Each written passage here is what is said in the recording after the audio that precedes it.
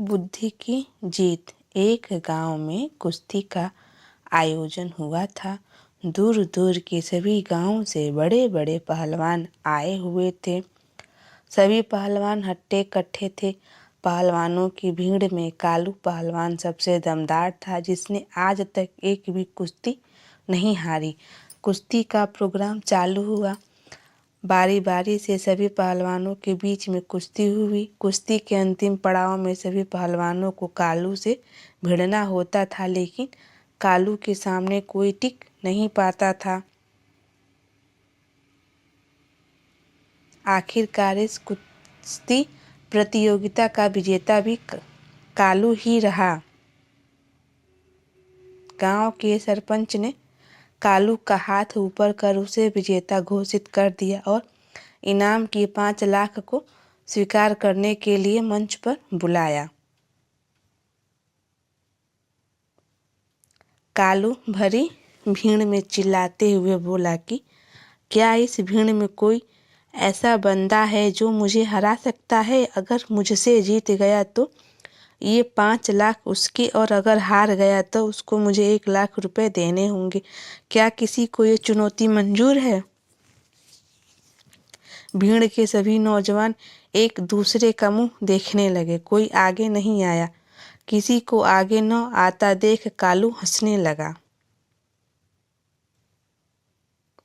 तभी एक दुबला पतला आदमी आया और बोला, मुझे तुमसे कुश्ती खेलनी है।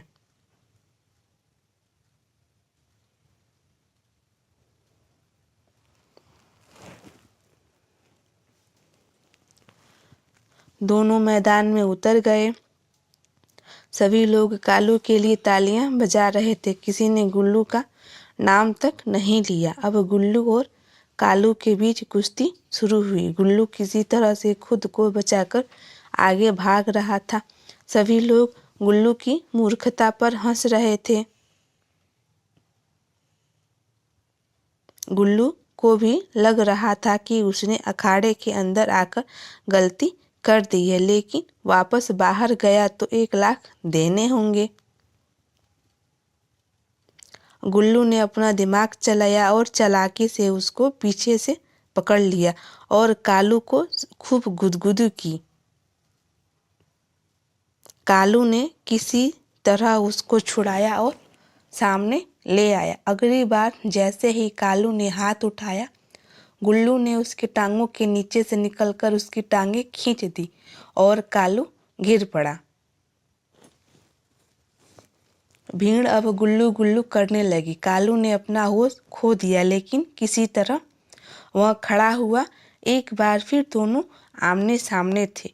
एक बार फिर गुल्लू ने कालू की टांगों के नीचे से होकर घुटनों के बीच दे मारा। कालू गिर पड़ा और फिर खड़ा नहीं हुआ। सरपंच ने गुल्लू का हाथ ऊपर किया और उसको विजेता घोषित किया। शर्त के अनुसार गुल्लू 5 लाख जीत गया। कहानी की सीख। बुद्धि के आगे बल को झुकना ही पड़ता है।